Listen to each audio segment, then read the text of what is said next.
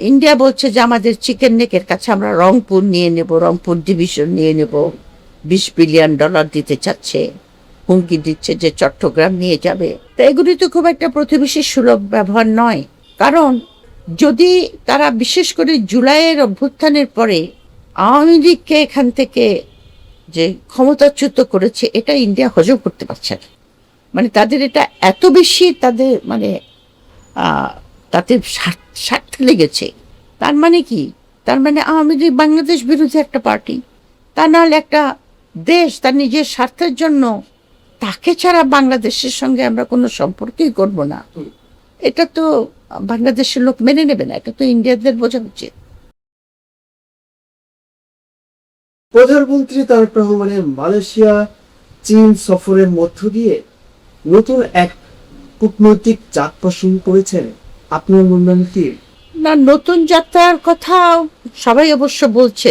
মালয়েশিয়ার সফরটা তো একটা গতানুগতিক সফর।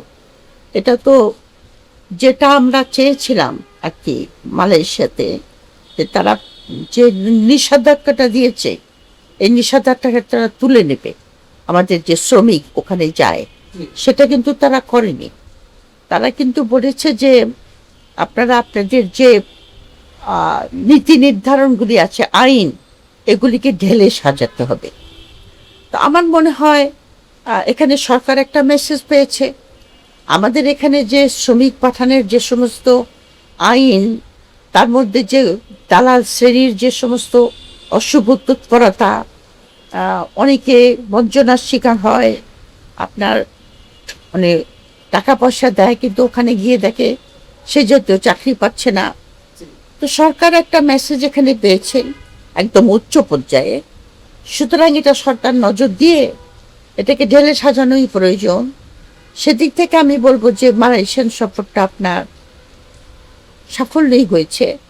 কারণ আইন একেবারে উঠে নেবে এটা আমরা কিন্তু আশা করি নাই। কিন্তু সরকার যদি ইতিবাচকভাবে জিনিসটাকে নিয়ে সবকিছু ঢেলে সাজায়, তাহলে আমাদের জন্য মালয়েশিয়ান বাজার উন্মুক্ত হবে। তারেক রহমানের চীন সফর কারণে ভারত বিজেপি সরকার উদ্বেগ প্রকাশ করেছেন। আপনি কি মনে করেন? ভারত তো আমাদের সব ব্যাপারেই উদ্বেগ প্রকাশ করে। ভারত তো আমাদের সরকার, হাসিনার সরকার কিছু করলে উদ্বেগ প্রকাশ করতো না, কারণ ওটা তাদেরই সরকার ছিল। প্রফেসর ইউনূসের সরকারকে তো তারা রোজই তুলাধনা করত। আর তারেক রহমানের সরকারকে তারা খুব সতর্কভাবে দেখছে বলে আমার মনে হয়। তো উদ্বেগ প্রকাশ করার মতো এমন কিছু ঘটনা তো ঘটেনি। আমরা একটা দেশের সঙ্গে বাণিজ্যিক সম্পর্ক করব কিংবা রাজনৈতিক সম্পর্ক করব, তাতে ইন্ডিয়ার এত উদ্বেগ হওয়ার কোনো কারণ তো আমি দেখি না। যেমন তারা বলেছে যে মংলা পোর্টটাকে যেটা মডার্নাইজ করার জন্য দেওয়া হয়েছে চীনকে, সেটা নাকি তাদের চিকেন নেক থেকে অনলি 90 কিলোমিটার দূরে। তো তার মানে কি আমাদের একটা পোর্টকে, একটা বন্দরকে আমরা আধুনিকায়ন করব, যাতে আমাদের ব্যবসা বাণিজ্য এগুলির সুবিধা হয়। এটা তো কোনো, আমরা তো বলি নাই যেখানে কোনো সামরিক কিছু একটা স্থান তাদেরকে দেওয়া হবে, তা তো নয়। এটা বাংলাদেশের স্বার্থের জন্য তো দরকার। আর তাছাড়া ওখানে যে চীনের যে ইপিজেড করার যেটা অর্থনৈতিক একটা শিল্পাঞ্চল গড়ে তোলার জন্য যে জমি দেওয়ার কথা হয়েছে, অথবা আনোয়ারাতে যেটা দেওয়ার কথা হয়েছে, আমি এগুলি খুবই ইতিবাচকভাবে দেখছি। কারণ আপনার আগামী বিশ্বে সব কিছু আপনার, বেশিরভাগ সব কিছু আপনার নির্ভর করবে আপনার বাণিজ্য, কানেক্টিভিটি আর প্রযুক্তির উপরে। এখন আমরা এমন কিছু, তো চীন সফরে 3টা মতো চুক্তি হয়েছে। একটা তো খুবই সাধারণ, যে কাঁঠাল রপ্তানি, আর চুক্তি হয়েছে মংলা, আর চুক্তি হয়েছে ওই যেটা আঞ্চলিক আর শিল্পাঞ্চল গড়ে তোলা। ওটা প্রথমে ইন্ডিয়াকে দিয়েছিল শেখ হাসিনা, পরে প্রফেসর ইউনূসই ওটা ক্যান্সেল করে দিয়েছিলেন। ওটা তারেক রহমানের সরকার চীনকে দিয়েছে। এখন বাংলাদেশে ইনভেস্টমেন্ট করার মতো টাকা কোন কোন দেশের আছে? বর্তমানে আমেরিকার কাছেও তো, ইন্ডিয়ার তো নাই। ইন্ডিয়াকে তো আনোয়ারা দেওয়া হয়েছিল, কিন্তু কিছুই হয়নি ওখানে। একের যে কতগুলি রাস্তাঘাট ভোতা হয়েছে, এবং আনোয়ারার চুক্তিটা কিন্তু আপনার খুব অসম চুক্তি ছিল, যে আনোয়ারার যে শিল্পাঞ্চল গড়ে উঠবে, ওখানে যে ইন্ডিয়ানরা যে টাকাটা দেবে এলসি, সেটা কিন্তু ওই টাকা দিয়ে ইন্ডিয়া থেকে সব কিছু কিনতে হবে, মাল মশলা, এমনকি শ্রমিক যারা আসবে তারাও ইন্ডিয়া থেকে এসে কাজ করবে। তো আমাদের দেশের লোকদের যদি কোনো কর্মসংস্থানই না হয়, তাহলে ওরকম শিল্পাঞ্চল দিয়ে আমরা কি করব? সুতরাং ওখান থেকে সরে এসে তারেক রহমানের সরকার যেটা করেছে, আমি মনে করি এটা বাংলাদেশের স্বার্থের জন্য উপকারী। চাইনিজরা যদি এখানে, টাকা কিন্তু চাইনিজদের হাতে এখন বর্তমান বিশ্বে, এমনকি আমেরিকার কাছেও এখন টাকা নাই। আমেরিকা সেরকমভাবে, আমেরিকাও কিন্তু এখন ওই যে এইড যেটা দিত সেটা বন্ধ হয়ে গেছে। তারাও কিন্তু ট্রেড এবং ইনভেস্টমেন্টের উপরই, পারস্পরিক সম্পর্কের উপর জোর দিচ্ছে। তো সেই জন্য আমি দেখেছি যে চীন সফরে গিয়ে আপনার ওই যে বিডার যিনি চেয়ারম্যান, যেহেতু চীনের যারা ইনভেস্ট করবে তারা সবাই তো বাংলাদেশে আসবে না, তো ওইখানে একটা মিটিং হয়েছে, কিন্তু সেখানে 80টা প্রতিষ্ঠান, ওটাতে মানে ইনভেস্টার প্রতিষ্ঠান, মানে বিজনেস প্রতিষ্ঠান, তারা ওই মিটিংয়ে ছিল, এবং সেখানে তাদেরকে বোঝানো হয়েছে যে বাংলাদেশে এই দিক থেকে আমি মনে করবো, কারণ চীনেরও আপনার অর্থনীতির মানে ইন্ডাস্ট্রিয়ালাইজেশনও পরিবর্তন হয়েছে। চীন এখন ভারী ইন্ডাস্ট্রির দিকে যাচ্ছে, যেগুলি প্রযুক্তি নির্ভর এবং ভারী ইন্ডাস্ট্রি। সুতরাং এই যে সমস্ত জিনিস যেগুলি চাইনিজরা বানায় এবং সারা দুনিয়ায় এরা সাপ্লাই করে, আমেরিকা সব জায়গায়, এগুলির জন্য তারা সস্তা শ্রম করছে। সুতরাং তারা যদি এখানে এসে ইনভেস্ট করে, আমাদের দেশের লোকদের কর্মসংস্থান হবে, প্লাস এখানে যেগুলি আমরা তৈরি করব সেগুলিকে আমরা চীনেও কিন্তু আমরা রপ্তানি করতে পারবো, এবং আমরা একটা গ্লোবাল সাপ্লাই চেনের সঙ্গে আমরা সংযুক্ত হতে পারি। সুতরাং এদিক থেকে আমি মনে করি যে আপনার ইনভেস্টমেন্ট, ট্রেড, এসব দিক থেকে আপনার প্রাইম মিনিস্টারের চীন সফরটা সাফল্যজনক।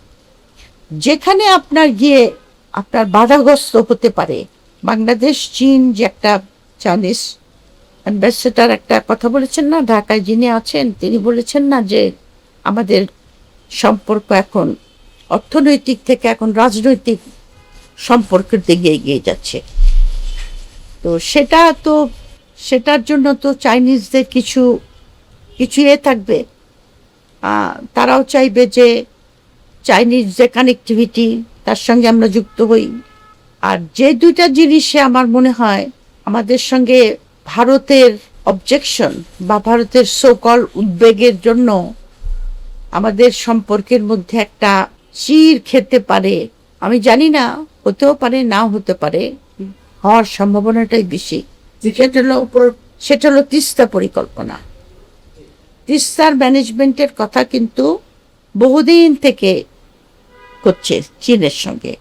আমি যতদূর জানি যে চীনদের একটা ফিজিবিলিটি স্টাডিও করা আছে, এবং শেখ হাসিনাও বলেছিল যে তারা চীনকে দিয়ে এটা করাবে, কারণ চীনের কাছে সেই প্রযুক্তি, কারিগরি সহায়তা, ম্যান পাওয়ার সবই আছে। সুতরাং এটা চীনকে দিলে পরে বাংলাদেশ উপকৃত হবে। সমস্ত উত্তরাঞ্চল মরুভূমি হয়ে যায়, বন্যার সময় পানিতে ভেসে যায়।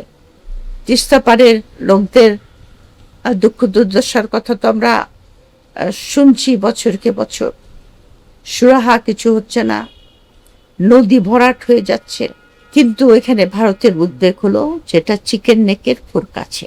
তো এখন ভারতের যদি এত উদ্বেগ হয়ে থাকে, তাহলে ভারত তাহলে তিস্তা পানির ব্যবস্থাটা নিজে থেকে ইনিশিয়েটিভ করে না কেন? তোমরা নিজেরাও করবে না, আমাদেরকেও করতে দেবে না, তাহলে আমরা কি একটা স্বাধীন দেশ নয়? স্বাধীন দেশ মানে যে শুধু যে আইনগতভাবে স্বাধীন একটা দেশ তা তো না। আমি আমার সিদ্ধান্তগুলি, এটা অর্থনৈতিক হোক, রাজনীতিক হোক, কূটনীতিক হোক, আমার সিদ্ধান্তগুলি আমি নিজের দেশের স্বার্থের জন্য নিতে পারি কিনা, এটাই কিন্তু সার্বভৌমত্বের বিশেষ বিশেষ মানে আইন একটা লিগাল স্ট্যান্ডিং এর চাইতেও এগুলি খুব দরকার।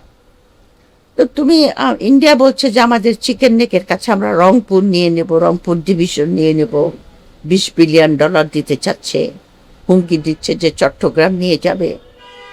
তো এগুলি তো খুব একটা প্রতিবেশী সুলভ ব্যবহার নয়। কারণ যদি তারা বিশেষ করে জুলাইয়ের অভ্যুত্থানের পরে আওয়ামী লীগকে এখান থেকে যে ক্ষমতাচ্যুত করেছে, এটা ইন্ডিয়া হজম করতে পারছে না। মানে তাদের এটা এত বেশি তাদের মানে তাদের স্বার্থে লেগেছে। তার মানে কি? তার মানে আওয়ামী লীগ বাংলাদেশ বিরোধী একটা পার্টি। তা নাহলে একটা দেশ তার নিজের স্বার্থের জন্য তাকে ছাড়া বাংলাদেশের সঙ্গে আমরা কোনো সম্পর্কই করব না, এটা তো বাংলাদেশের লোক মেনে নেবে না। এটা তো ইন্ডিয়ানদের বোঝা উচিত। তারপরে আর একটা জিনিস নিয়েও তারা খুব উদ্বেগ প্রকাশ করেছে, সেটা হলো করিডোর, যে মায়ানমার হয়ে ইউনান প্রদেশে চট্টগ্রাম কক্সবাজার থেকে একটা করিডোরের কথা বলেছে। এখন এটার ব্যাপারে ভারত উদ্বেগ প্রকাশ করেছে। আমেরিকা এখন পর্যন্ত কিছু বলে নাই, মানে পাবলিকলি। তবে আমেরিকার এখানে কিছু থাকতে পারে, তাদের কি বলবো, তাদের বলতে পারে যে আমাদের চাইনিজ ঠেকানের যে প্রজেক্ট, আমাদের চীনকে ঠেকানের, সেটা আমাদের পথে বাধা হয়ে দাঁড়াবে। change tv.press এক ফোঁটা হলুদও নেই।